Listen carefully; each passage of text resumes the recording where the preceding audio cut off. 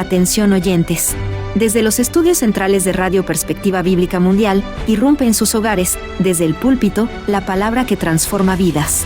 Bajo la conducción del pastor y evangelista José Barito, director del Ministerio de Sostén Propio, una voz que clama en Venezuela. Prepárese para un mensaje contundente sobre la verdad bíblica presente que sacudirá su espíritu y renovará su fe. El momento de la revelación ha llegado. Permanezca con nosotros.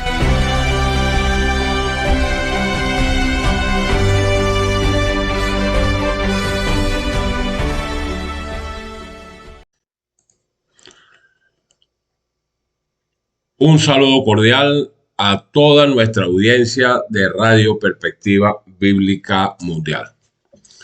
Valoramos profundamente su sintonía y el espacio que nos brindan día a día. Siendo nuestro fundamento, como siempre lo hacemos, darle toda la gloria y el reconocimiento a Dios en su plenitud por su guía e inspiración en los temas que abordamos diariamente con todos ustedes. Bueno, sin más preámbulos, entremos de lleno a nuestra temática de hoy. Este tema lo hemos titulado La última generación. Sí, la última generación. Esto es una demostración, con este tema, la demostración final del Evangelio. La demostración final. Como siempre lo hacemos, acostumbro a comenzar los temas siempre con un texto bíblico base. Y este texto bíblico lo conseguimos en el libro de Apocalipsis, capítulo 14, verso 12, que dice: aquí está la paciencia de los santos, los que guardan los mandamientos de Dios y la fe de Jesús. Muy bien. Distinguidos oyentes, podemos hacer una pequeña introducción para adentrar en el tema. Y la podemos hacer, a través de una pregunta que sacude el universo. Hermanos, hermanas, distinguido público oyente,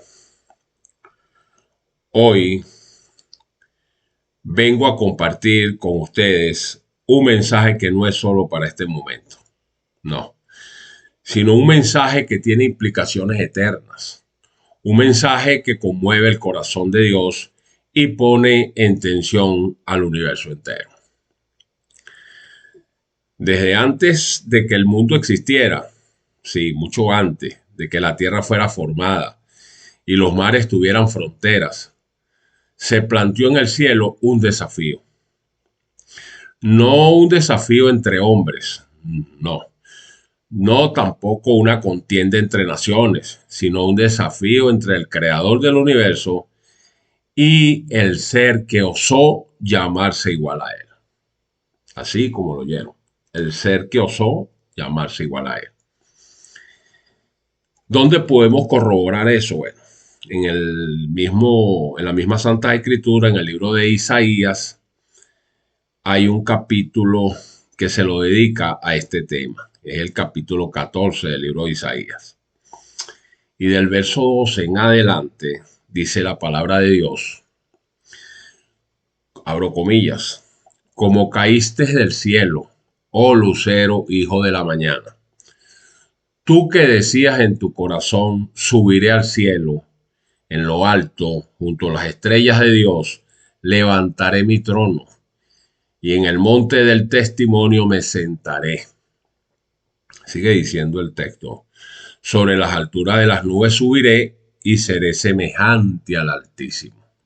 Caramba. Cierro comillas. Pues miren, ese fue el origen de todo. Y desde ese día de rebelión hasta este momento en el que vivimos, el momento más crucial de la historia humana, Dios ha estado construyendo su respuesta. Y esa respuesta, hermanos, somos nosotros. La última generación que queda en todos los periodos que han hecho vida en este planeta. Entonces, debemos volvernos a preguntar, ¿puede acaso el hombre guardar la ley de Dios? ¿Puede el Evangelio transformar realmente la vida humana? Esa es la pregunta que el universo aguarda y también espera ver su respuesta. Entonces, la Biblia nos declara en el libro de Romanos, capítulo 8, verso 19, porque el anhelo ardiente, escuchen bien, porque el anhelo ardiente de la creación es el aguardar la manifestación de los hijos de Dios. Así lo dice la Escritura. Entonces, la creación entera, los ángeles en los cielos, las huestes celestiales, los mundos no caídos, todos están mirando hacia esta generación, por cierto, la última, y está viendo tan enfocado hacia nosotros. Sí, es un gran conflicto cósmico, es una rebelión, pues, que lo cambió todo. Y para entender quiénes somos y cuál es nuestra misión, debemos regresar al principio, al momento en que la discordia entró por primera vez al universo de Dios. Y entonces también, para responder eso, tendríamos también que ir a las Santas Escrituras, porque también hay un capítulo en uno de los profetas, Ezequiel, capítulo 28, que se la dedica a este tema. Y nos da un retrato de ese ser que se reveló allá en los cielos, llamado Lucifer, antes de su caída. Sí, el libro de Ezequiel, capítulo 28, verso del 12 en adelante, dice: tú eras el sello de la perfección. Oigan bien, tú eras el sello de la perfección, lleno de sabiduría y acabado de hermosura. En Edén, en el huerto de Dios estuviste, de toda piedra preciosa era tu vestidura. Tú, querubín grande, protector, yo te puse en el santo monte de Dios. Cierro comillas. Pues miren, Lucifer no era un ser ordinario. No, era el más exaltado de todos los ángeles. Era el guardián del santuario celestial, el que estaba en la presencia inmediata de Dios. Sí. Entonces, si alguien debía conocer la bondad del gobierno divino, por supuesto que era él. Y sin embargo, ese mismo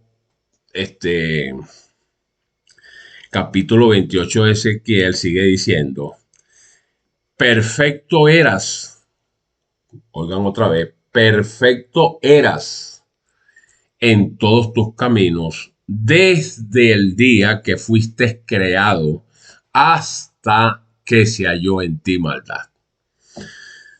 Dice el texto que se enalteció tu corazón a causa de tu hermosura. Corrompiste tu sabiduría a causa de tu esplendor. Ahí lo tienen. La soberbia de este ser creado, recuerden, ¿no? Pero Dios no creó a Lucifer, a Satanás, creó fue a Lucifer, porque dice desde el día que fuiste creado hasta que se halló en ti maldad. ¿Okay? Eso nació en el corazón de él. Sí, la soberbia fue el primer pecado del universo, y ese pecado llevó a Lucifer a hacer una declaración que constituyó una acusación directa contra el gobierno de Dios. ¿Sí? A decir que su gobierno era injusto, que sus leyes eran imposibles de cumplir y sus criaturas estaban siendo oprimidas bajo mandamientos que nadie podía guardar. Vaya osadía, ¿no? Entonces, en consecuencia, se desprendió una guerra en los cielos. Sí, así como lo escuchan, una guerra en los cielos. Esta acusación no quedó sin respuesta. El cielo se dividió. Una tercera parte de los ángeles, registra la Escritura, seducidos por las mentiras de este ser innombrable, antes Lucifer, ahora Satanás, tomaron su lado. ¿Y dónde comprobamos eso? Pues el libro de Apocalipsis. capítulo 12, nos da referencia de ese suceso. Sí. A partir del verso 7 en adelante dice la escritura, Apocalipsis 12. Dice que después hubo una gran batalla en el cielo. Miguel, que es Jesucristo, y sus ángeles luchaban contra el dragón. Sí, y luchaban el dragón y sus ángeles, pero no prevalecieron, ni se halló ya lugar para ellos en el cielo. Y fue lanzado fuera el gran dragón, fue expulsado.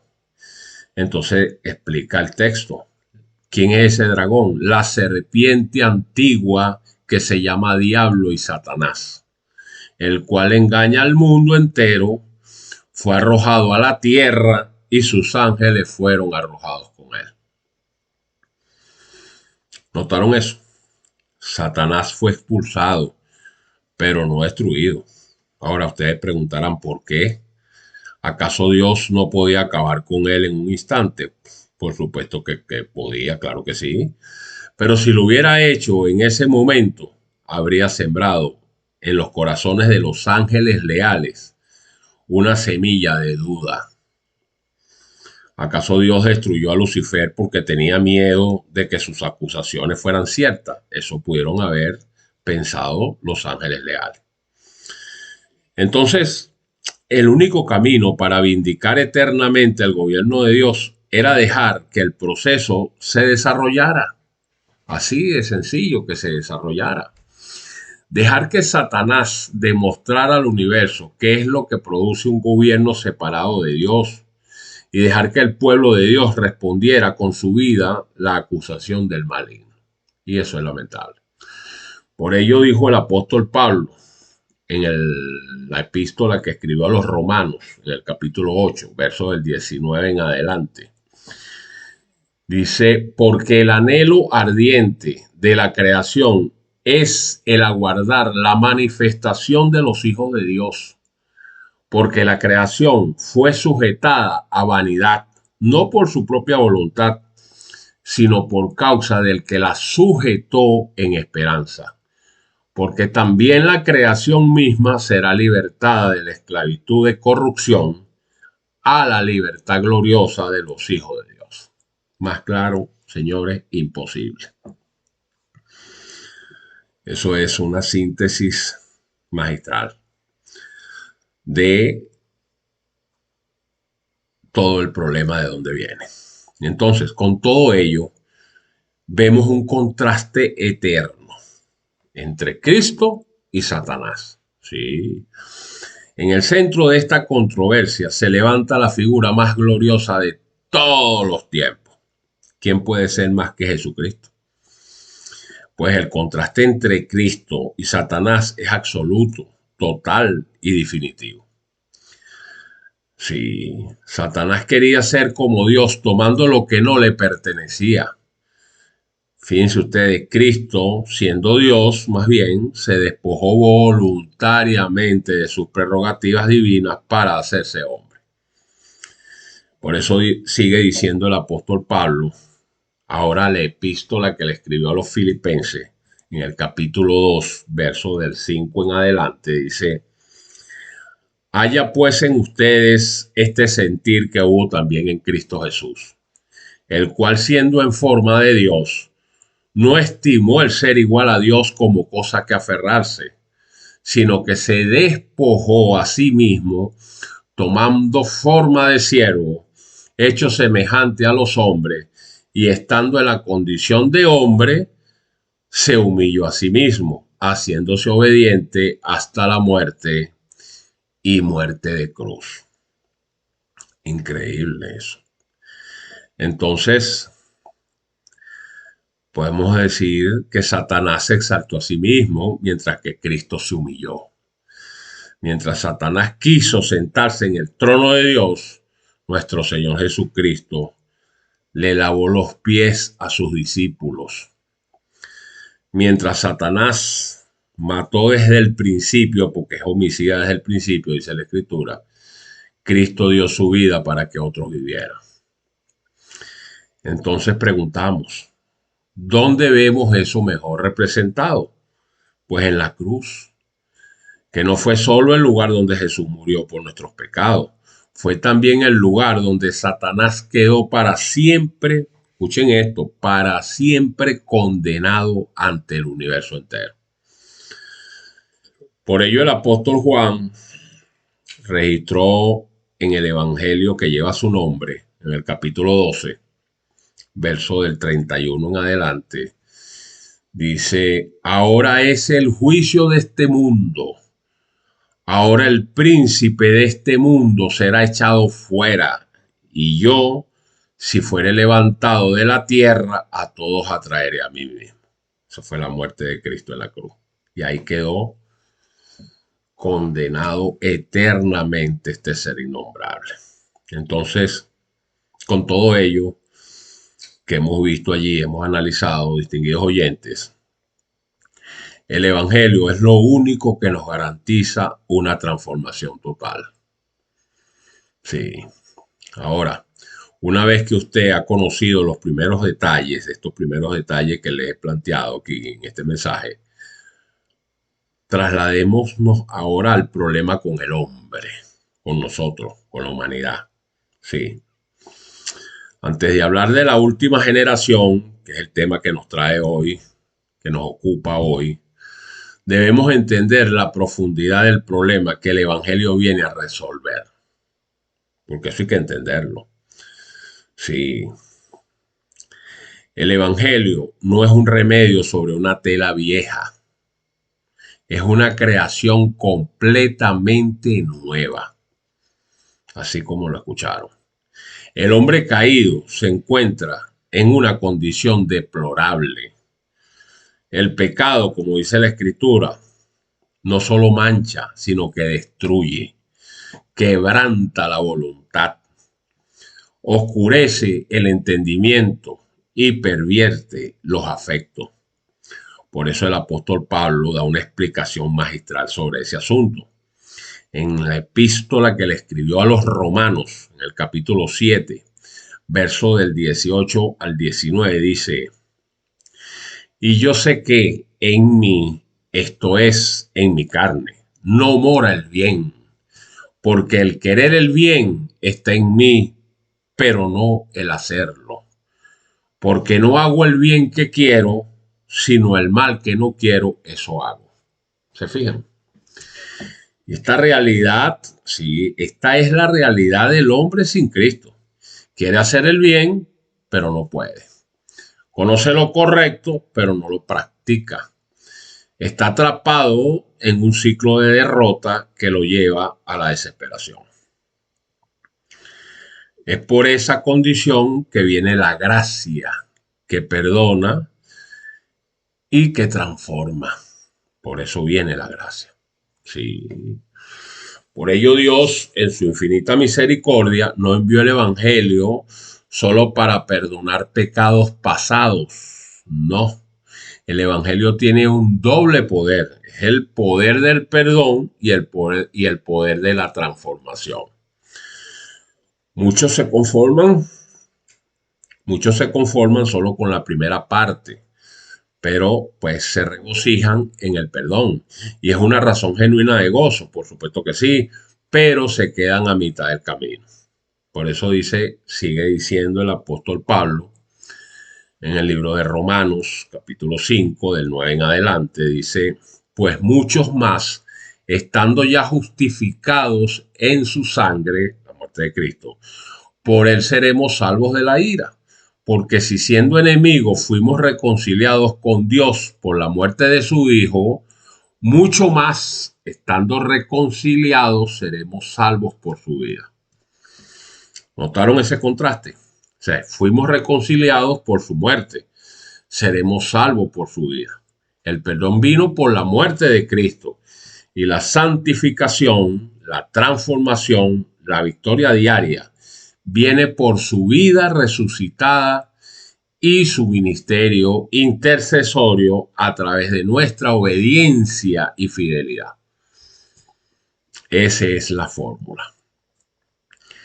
Pudiéramos recordar ese gran reformador Martín Lutero.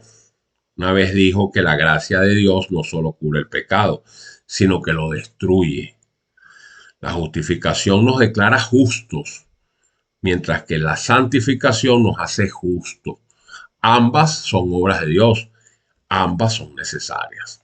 Sí, son dos engranajes, como el Antiguo Testamento y el Nuevo Testamento, dos engranajes.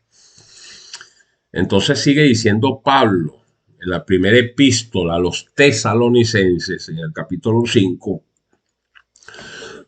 disculpen porque estoy afónico, en el capítulo 5, verso 23 dice, y el mismo Dios de paz los santifique por completo, y todo vuestro ser, espíritu, alma y cuerpo, sea guardado irreprensible para la venida de nuestro Señor Jesucristo. ¿Se fijan? Todo es por obra de nuestro Señor Jesucristo a través del Espíritu Santo. Ahora, distinguidos, permítanme hacerles una ilustración entre un barco averiado y un barco restaurado para entender un poco más este asunto. Imagínense ustedes un gran barco que ha encallado en los arrecifes. Y ese barco que está encallado está tomando agua. Las velas están desgarradas. El timón, por supuesto, no responde. Y un barco remolcador llega y lo arrastra hasta el puerto. El barco está a salvo, claro que sí, ya no se hundirá en medio del mar. Pero, preguntamos, ¿estará listo para navegar? Por supuesto que no, necesita una reparación profunda. De igual manera, así estamos nosotros cuando recibimos el perdón de Dios. Estamos salvos del juicio eterno.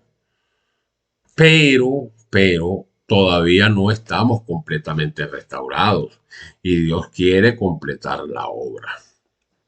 Es esto el asunto. Entonces el apóstol Pablo, en la epístola a los Filipenses, en el capítulo 1, verso 6, dice, estando persuadido de esto, que el que comenzó en vosotros la buena obra, la perfeccionará hasta el día de Jesucristo. Entonces la salvación no es salvos, siempre salvo. Esto hay que perseverar hasta el final, como dijo Pablo. El que persevere hasta el final será salvo. ¿Por qué? Porque Dios no abandonará la obra que comenzó. El que la puede abandonar es usted. El proceso se llama santificación, ese proceso después que Dios lo rescata, pero ahora viene la santificación y ese proceso abarca todo el ser, espíritu, alma y cuerpo. Es un proceso de toda la vida, pero tiene un destino, la restauración completa de la imagen de Dios en el ser humano. Por ello sigue diciendo Pablo en la segunda epístola a los Corintios, el capítulo 3, del 18 en adelante, dice, por tanto nosotros todos, mirando a cara descubierta como en un espejo la gloria del Señor, somos transformados de gloria en gloria en la misma imagen como por el Espíritu del Señor. Más claro, no canta un gallo. Entonces, disculpen. Entonces, ahora la pregunta sería, ¿qué significa la santificación? Sí, esa es la pregunta, porque esta palabra es el corazón de la controversia. Y esa es la palabra que tiene de cabeza a la iglesia cristiana en este mundo. El problema es la santificación. Bueno, miren, la palabra agios, que se traduce como santo, santificado o santificación, proviene de la idea de separación, de ser apartado para Dios. Es una persona santificada, pues no es un ser perfecto e impecable en el sentido de que jamás haya fallado, Es una persona cuya vida entera ha sido consagrada a Dios, que está en proceso de transformación y que depende completamente de Él. Y la Biblia es categórica en esa enseñanza. El libro de Hebreos, también escrita por Pablo, en el capítulo 12, verso 14, dice, seguid la paz con todos y la santidad. ¿Están escuchando? Y la santidad, sin la cual nadie verá al Señor. Sin la cual nadie verá al Señor, la santidad. Pablo en 1 Tesalonicenses capítulo 4, verso 3 dice, pues la voluntad de Dios es vuestra santificación. Ahí lo ratifica. Y el apóstol Pedro, en su primera epístola, capítulo 1, del 15 al 16, dice, sino como aquel que os llamó es santo, sed también ustedes santos en toda su manera de vivir, porque escrito está, sed santos porque yo soy santo. Eso es una orden. La santidad no es una opción para el creyente. No es un nivel avanzado de la vida cristiana reservada para unos pocos. Es el llamado universal de Dios a todo su pueblo. Y la buena noticia es que Él no nos llama a algo que no puede capacitarnos para cumplir. Y el mejor ejemplo lo vemos también en Job. Fue un hombre probado. Un ejemplo para la última generación, Job. Ese es importante. El relato que hace el libro de Job de ese personaje.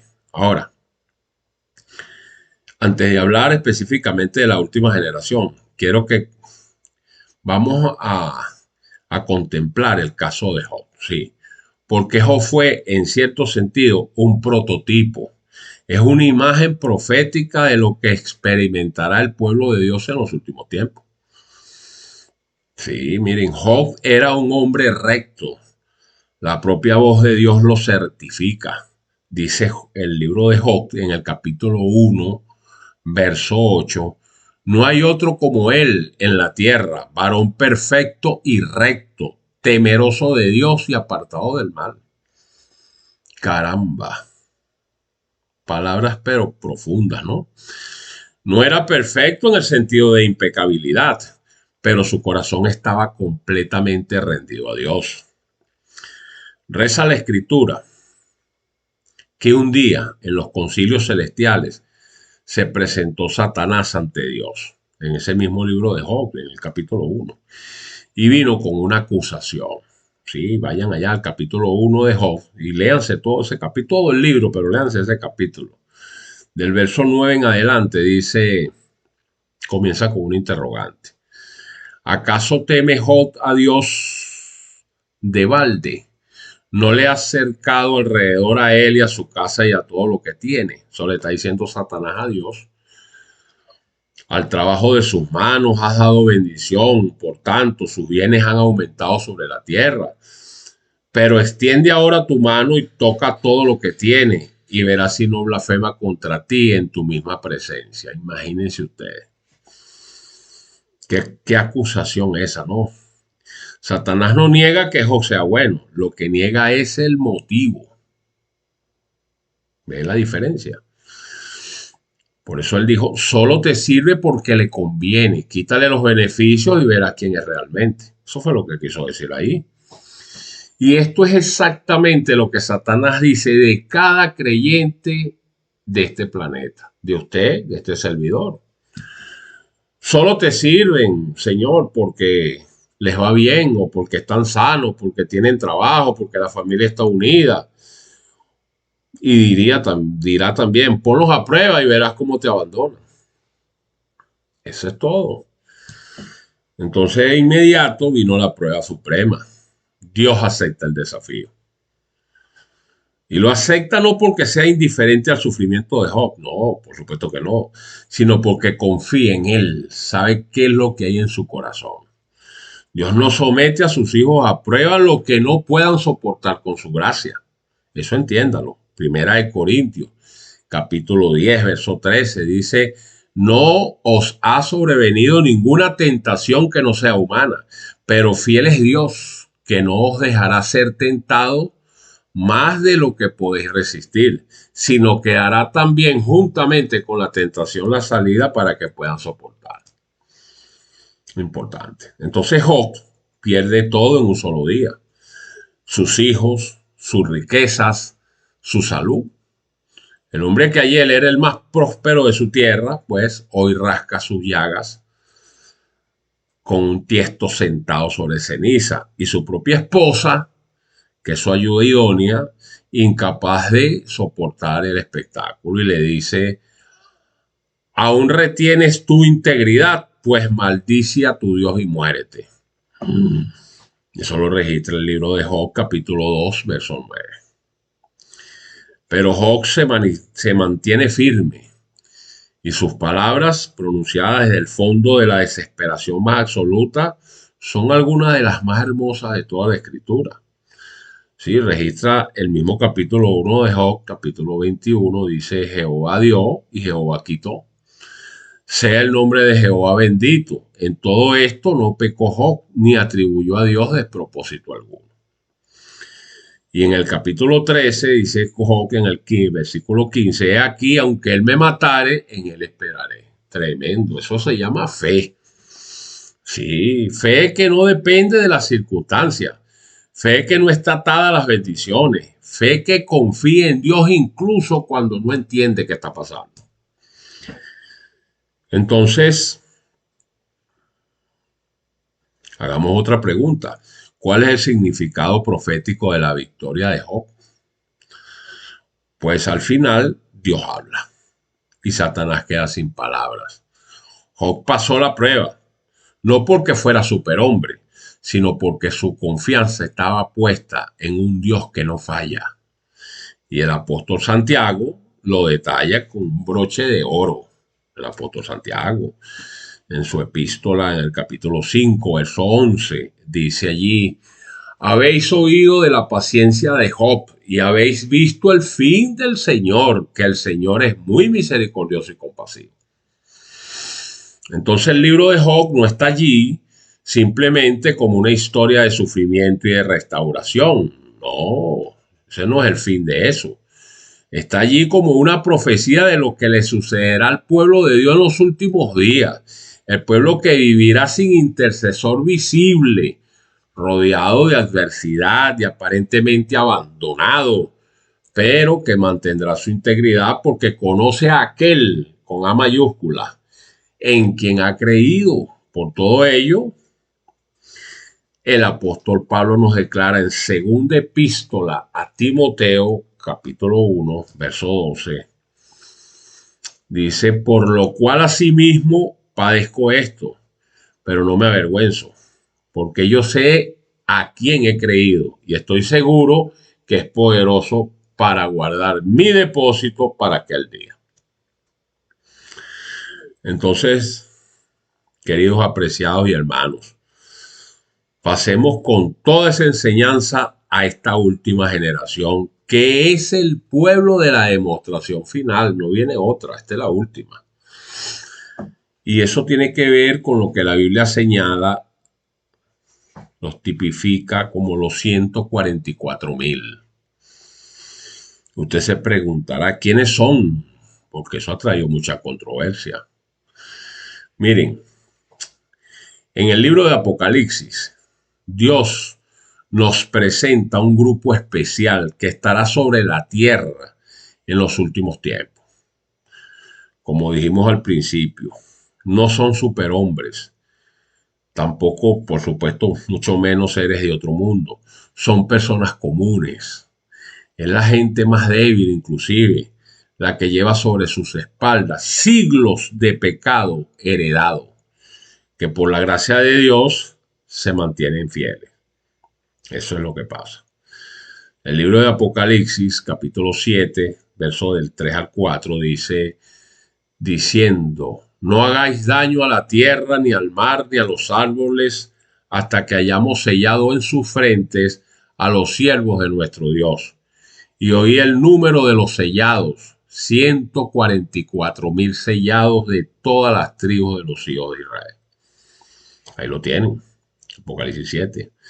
Entonces Apocalipsis 14, verso 1 dice, el apóstol Juan, dice: después miré y aquí el Cordero estaba en pie sobre el monte de Sión, y con él 144,000 que tenían el nombre de él y el nombre de su padre escrito en la frente.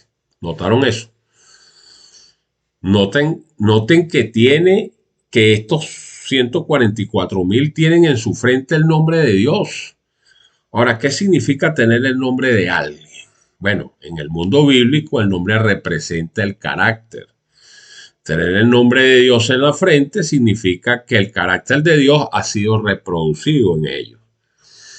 La imagen de Dios, que fue perdida en el Edén, entonces ha sido restaurada completamente en esos hijos e hijas de la última generación. Ese es precisamente lo que nos quiere enseñar la Santa Escritura. Es una generación que lleva el peso de las edades. Y esta generación no escoge su tiempo, como tampoco ninguno de nosotros eligió nacer en esta época. Pero hay algo peculiar en esta generación. Lleva sobre sí los efectos acumulados de siglos de transgresión. Fíjense que la ciencia moderna confirma lo que la Biblia enseñó hace siglos. Los pecados de los padres se transmiten a los hijos.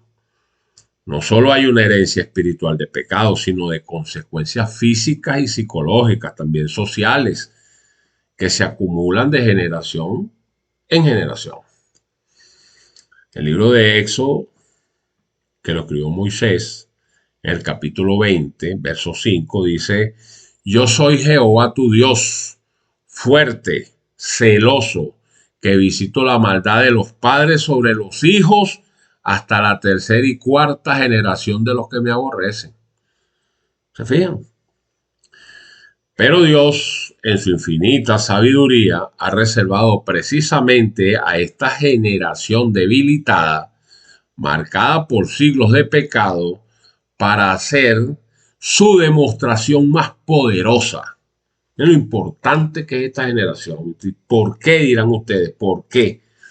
Bueno, porque si los más débiles pueden resistir al más poderoso, entonces nadie en ninguna generación tendrá excusa. Miren, si nosotros que llevamos las cargas de los pecados de nuestros antepasados, podemos guardar los mandamientos de Dios por su gracia, entonces queda establecido eternamente que el problema nunca fue la ley, nunca fue la naturaleza humana, nunca fue la debilidad del hombre. El problema siempre fue la falta de rendición a Dios. Por eso la prueba final es más difícil que la de Adán y la de Eva. ¿Por qué? Porque la prueba de Adán y Eva en el Edén fue la más sencilla que se podía imaginar. Vivían en un paraíso perfecto, con cuerpos perfectos, mentes perfectas, en comunión directa con Dios. La única prohibición era acercarse a un árbol específico que Dios les estableció. Y ni siquiera tenían que pasar por donde estaba ese árbol. Y sin embargo, ¿qué pasó? Cayeron. La prueba de la última generación, nosotros, será infinitamente más difícil. Los que la soporten vivirán en un mundo que se desintegra a pedazos, con cuerpos debilitados por siglos de herencia pecaminosa. Eso inicialmente. Rodeados de persecución, que la que viene dice que va a ser peor que todas las anteriores, dice la Escritura. Enfrentando decretos de muerte. Y si no lo creen, bueno, miren lo que dice el libro de Apocalipsis en el capítulo 13, que estamos esperando, viene para los próximos días, del versículo 15 al 17. Sí, la Escritura dice: y se le permitió infundir aliento a la imagen de la bestia, para que la imagen hablase e hiciese matar a todo el que no la adorase. Y hacía que a todos, pequeños, grandes, ricos, pobres, libres, esclavos, todos, se les pusiera una marca en la mano derecha o en la frente. Eso está por venir. Ahora, en ese momento, la lealtad costará todo. No será un sacrificio teórico, ni una utopía. Habrá un decreto que ordenará adorar a la bestia bajo pena de muerte. Y el pueblo de Dios tendrá que elegir obedecer al hombre y salvar su vida temporal, o simplemente obedecer a Dios y arriesgarlo todo. Pero lo que el mundo llama debilidad, Dios lo llama la condición perfecta para demostrar su poder. Y eso lo explica Pablo magistralmente en 2 de Corintios capítulo 12, verso del 9 al 10. Dijo allí Pablo, y me ha dicho, bástate mi gracia, porque mi poder se perfecciona en la debilidad. Por tanto, de buena gana me gloriaré más bien en mis debilidades para que repose sobre mí el poder de Cristo. Entonces, todo eso nos está gritando que debemos prepararnos para lo que viene.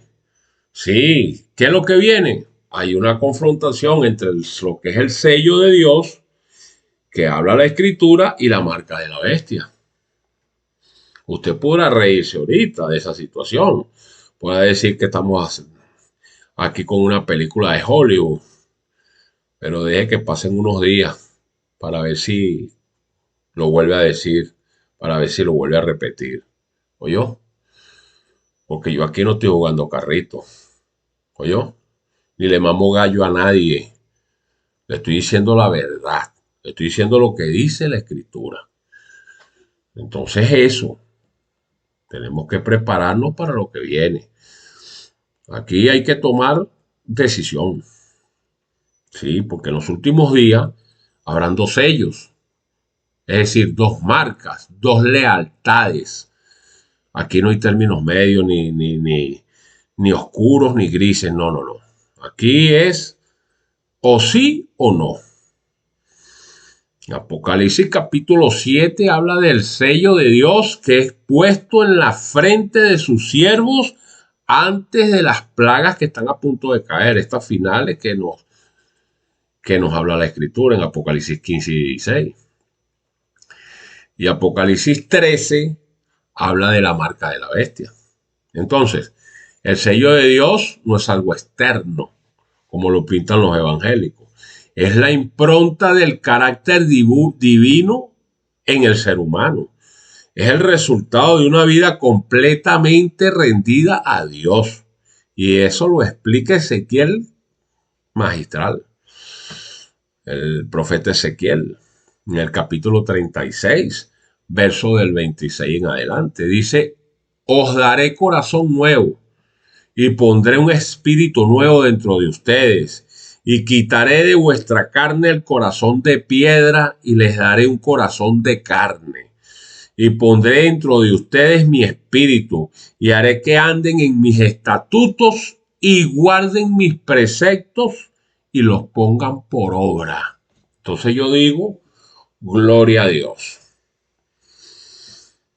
Eso no es lo que nosotros hacemos. Es lo que Dios hace en nosotros. Él quita el corazón de piedra, Él pone su espíritu. Él hace que andemos en sus estatutos. Nosotros no ganamos la victoria, nosotros nos rendimos a Dios y Él trabaja. Pero es rendirnos, pero rendirnos en obediencia, ¿no? Entonces nuestra misión viene enmarcada por la vindicación de Dios. Eso es lo que pasa. ¿Por qué? Porque Dios depende de su pueblo. Hermanos, miren, hay una verdad que debe sacudirnos hasta lo más profundo. Dios ha elegido vindicarse a través de nosotros. El creador del universo, que sostiene los mundos con su palabra, que fijó los límites del mar y colocó las estrellas en su lugar, ha decidido que su nombre sea limpiado de las acusaciones de Satanás a través de la vida de su pueblo. Así como Dios dependió de Job en aquella crisis cósmica, pues así depende de nosotros hoy. El libro de Isaías, capítulo 43, verso del 10 en adelante, dice, vosotros sois mis testigos, dice Jehová, y mi siervo que yo escogí para que me conozcan y me crean y entiendan que yo mismo soy. Ante de mí no fue formado Dios, ni lo será después de mí. Vosotros sois mis testigos, dice Jehová, que yo soy Dios. ¿Se fijan? Entonces, no somos testigos con palabras solamente, somos testigos con nuestra vida. Y la vida es el testimonio más poderoso que existe. Por eso en Juan, el capítulo 1, verso 4, dice que en él estaba la vida y la vida era la luz de los hombres.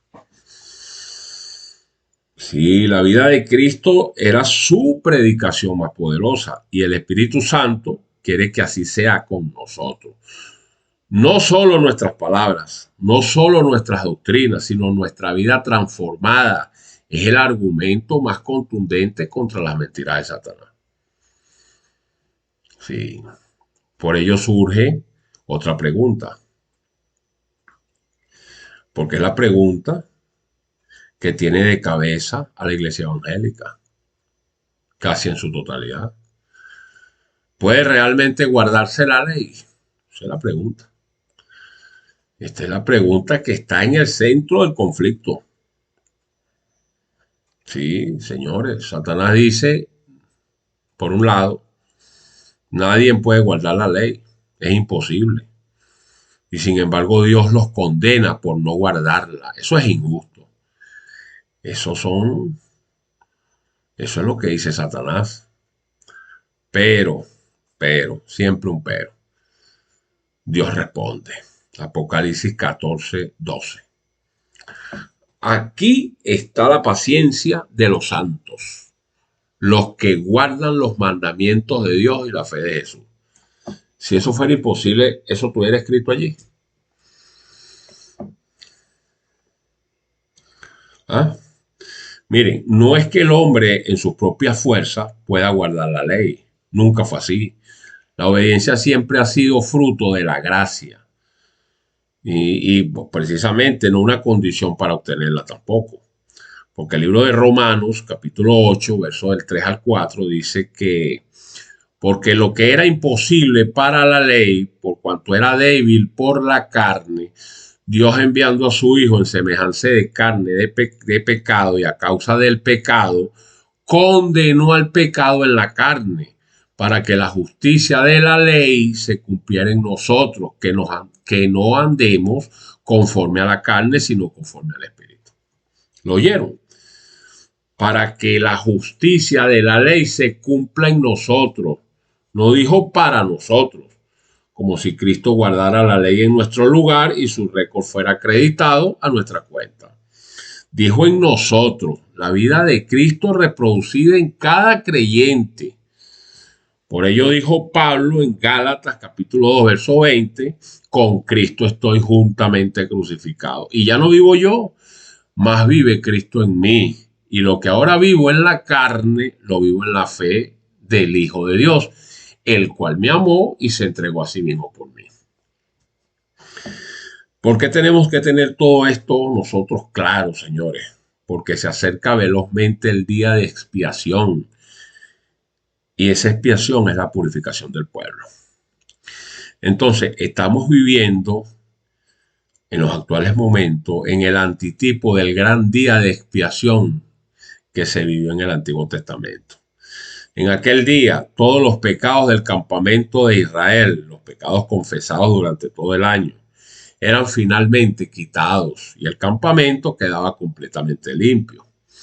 Hoy, en el antitipo celestial, Cristo como nuestro sumo sacerdote está completando su obra en el lugar santísimo del santuario celestial. Y el pueblo de Dios en la tierra debe corresponder a esa obra celestial con una obra de limpieza en sus corazones.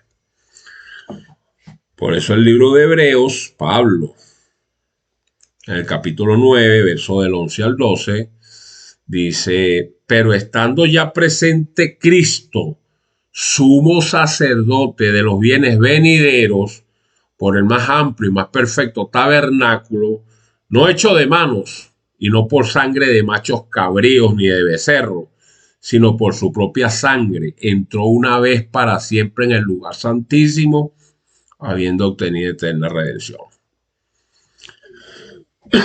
Disculpen. Entonces, distinguidos, miren, la purificación del santuario celestial es inseparable de la purificación del pueblo terrenal. Dios no puede terminar su obra en el cielo si su pueblo no coopera con él en la tierra. Así es, el fin del conflicto y la gloria de los redimidos. Eso es lo que está en juego.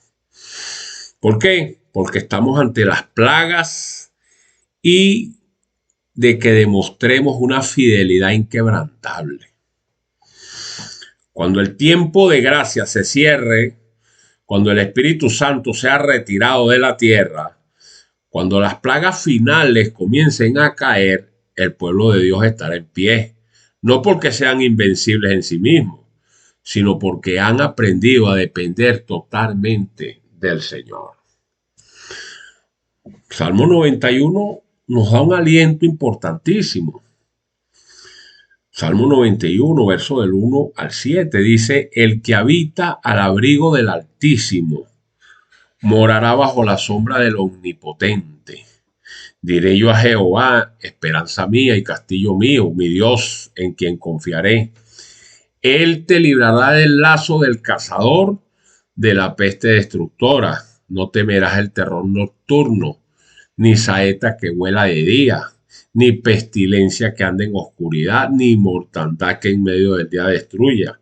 Caerán a tu lado 1000 y 10.000 a tu diestra, mas a ti no llegará. ¿Cómo dice? ¿Cómo dice eso? Ahí está la esperanza.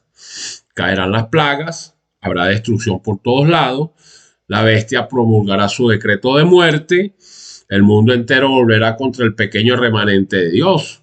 Y en ese momento de aparente abandono total, pues el pueblo de Dios dirá como Job: aunque él me mate, en mi Señor esperaré. Así es, esa es la esperanza. Entonces, esperamos la victoria final y esperamos estar ahí presente en ese canto que va a entonar los 144.000. Eso es lo que más deseamos. Cuando todo parezca perdido, cuando la oscuridad sea más densa, cuando el cielo pues se abra, la voz de Dios se escuchará.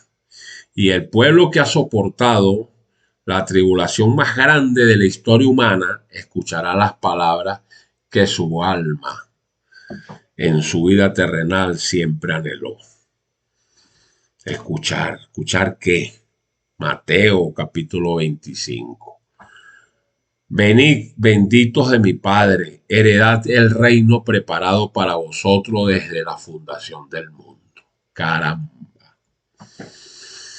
Señores, y los 144.000, los que siguieron al Cordero por donde quiera que él caminaba, los que guardaron su integridad en medio del fuego más intenso, entonces entonarán un canto que nadie más puede aprender. Un canto nacido de la experiencia única de haber pasado por lo que ellos pasaron y haber permanecido fieles. Entonces Apocalipsis 14, verso del 2 al 3, dice: y oí una voz del cielo como estruendo de muchas aguas y como sonido de un gran trueno. Y la voz que oí era como de arpistas que tocaban sus arpas y cantaban un cántico nuevo delante del trono. Y nadie podía aprender el cántico sino aquellos 144.000. Se los acabo de decir. Distinguidos oyentes y hermanos, ese canto solo puede nacer de la experiencia. No se aprende en un salón de clase. Solo lo pueden cantar los que vivieron la tribulación y salieron del otro lado. Los que dijeron no cuando el mundo les ofrecía todo para decir que sí. Es decir, los que se mantuvieron firmes cuando todo lo que les rodeaba era tinieblas. Sí, es el descanso eterno después de la tormenta. Y después de la victoria, el descanso. El Cordero que los guió a través del desierto, pues, tenga la plena seguridad que los guiará a fuente de aguas de vida. Como lo dice el libro de Apocalipsis capítulo 7. Léalo, del 14 al 17. Cada lágrima enjugada, cada hambre saciada, cada herida sanada. El Dios que los sostuvo en medio de la tribulación los coronará con la eternidad. Y esperamos, pues, que usted y este servidor estemos allí en esa multitud. Eso es lo que más anhelamos. Entonces, queridos y apreciados oyentes, el llamado es a su corazón. Y la pregunta es, ¿será usted acaso parte de esa generación? Hemos llegado, Señor, al final de este tema. Pero no hemos llegado al final, porque el tema sigue desenvolviéndose en la historia. Y usted y yo somos parte de ese desenvolvimiento. La pregunta que el universo aguarda no es filosófica, ni tampoco teológica, es personal. ¿Es tú o yo? ¿Seremos parte de esta última generación que vindicará el nombre de Dios?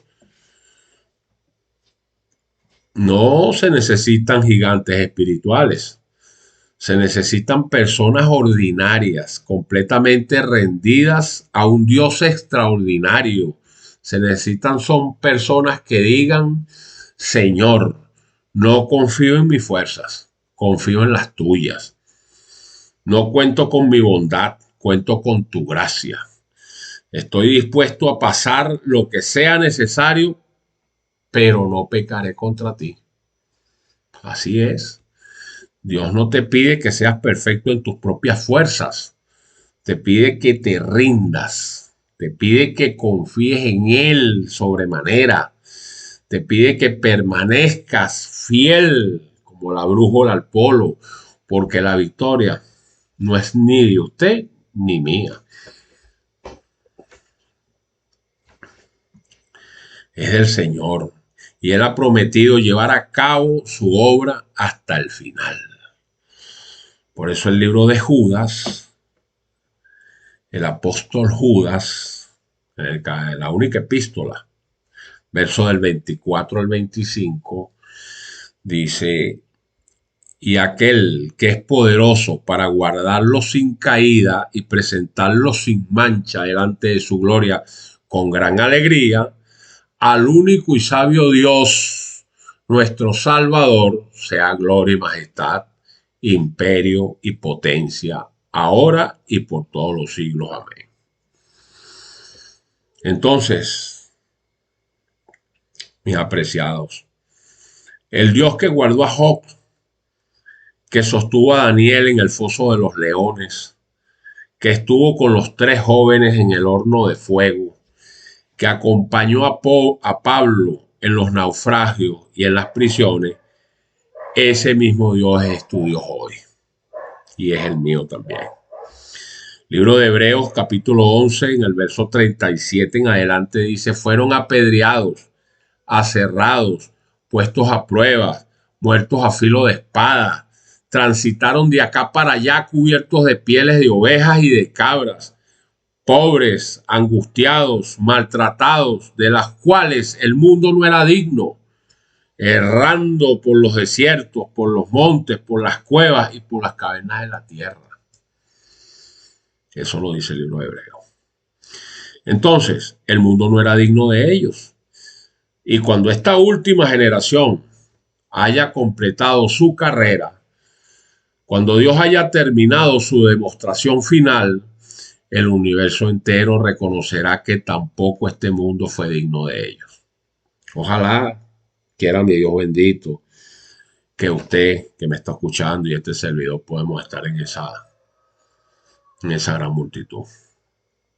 Por eso le digo, seamos parte de esa generación que vindicará a Dios y aplastará las mentiras de Satanás para siempre.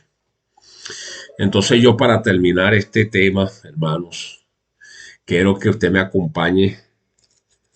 Quiero hacer un clamor. Juntos. Vamos a hacer este clamor. Si usted quiere hacerlo, hágalo. Si no lo quiere hacer, no lo haga. Sencillamente, como el libro de Eclesiastés dice que por cada palabra que haya dicho en nuestra boca daremos cuenta de ella en el juicio. Bueno, yo quisiera que más bien se vayan borrando con mi actitud en adelante las cosas malas, porque todos somos pecadores, y se vayan escribiendo las buenas, las nuevas, las que agradan a Dios. Por eso me nace que podamos hacer este clamor, usted y este servidor, que usted me acompañe con una mente abierta, un corazón rendido a los pies de nuestro Señor.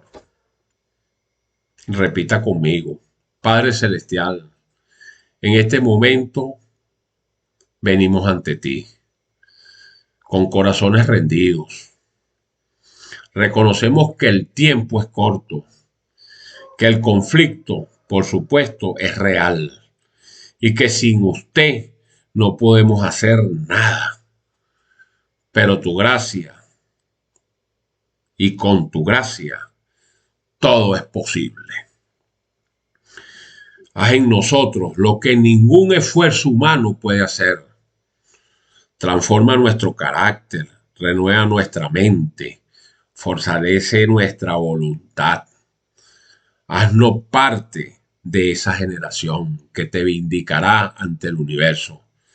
Y cuando venga la tribulación, recuérdanos que estamos en tus manos y que tú nunca has perdido ni una sola de las batallas que has peleado. Y eso te lo pedimos, Padre, en el nombre glorioso de nuestro Señor Jesucristo, nuestro Redentor eterno. Amén. Entonces, distinguidos oyentes, culmino este tema con el texto que está en Apocalipsis capítulo 14, verso 12. Que sea este texto, distinguido oyente, la brújula que nos ayude a poner la mirada en Jesucristo, únicamente en nuestro Señor Jesucristo, en su poder transformador y en su Espíritu Santo que nos ayude hasta que Dios no lo saque de aquí, porque hasta que se va el Espíritu Santo y nos quedemos sin intercesor.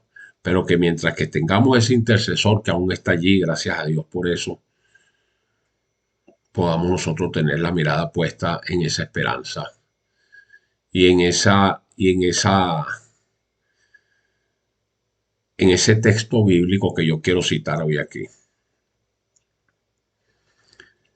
Y este texto bíblico tumba, así tan sencillito que es, tumba toda la diatriba que hay con respecto a los mandamientos de Dios. Toda. Aquí se cae el antinomianismo, aquí se cae ese problema de que la ley está clavada en la cruz, de que los mandamientos no se pueden guardar, de que somos salvos por gracia únicamente y podemos seguir haciendo lo que nos dé la gana. No, la palabra es eterna, hermano. La palabra es eterna y la palabra fue escrita y tiene que cumplirse. Si usted lo quiere creer, gloria a Dios. Si no lo quiere creer, eso no es mi problema. Es problema suyo y la cuenta la va a entregar usted.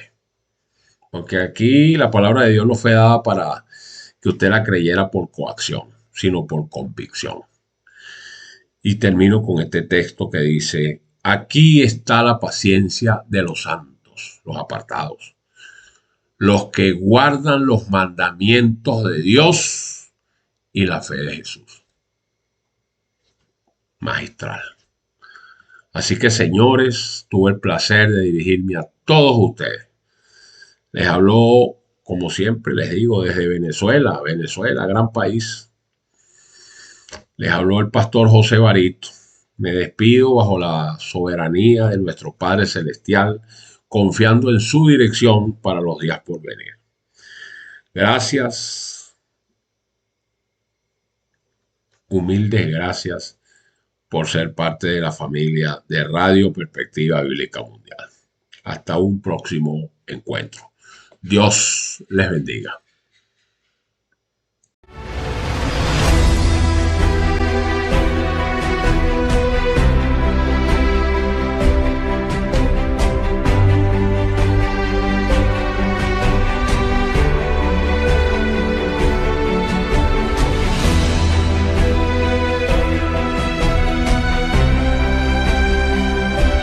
escuchado desde el púlpito, donde la verdad resuena con poder. Este mensaje fue traído a usted por Radio Perspectiva Bíblica Mundial, llevando luz a un mundo en tinieblas. Síganos y profundice más en www.perspectivabiblicamundial.com y descubra recursos que fortalecerán su caminar espiritual. Recuerde, la verdad no solo se escucha, se vive. Radio Perspectiva Bíblica Mundial, proclamando el mensaje eterno hasta que Cristo vuelva. Dios le bendiga abundantemente.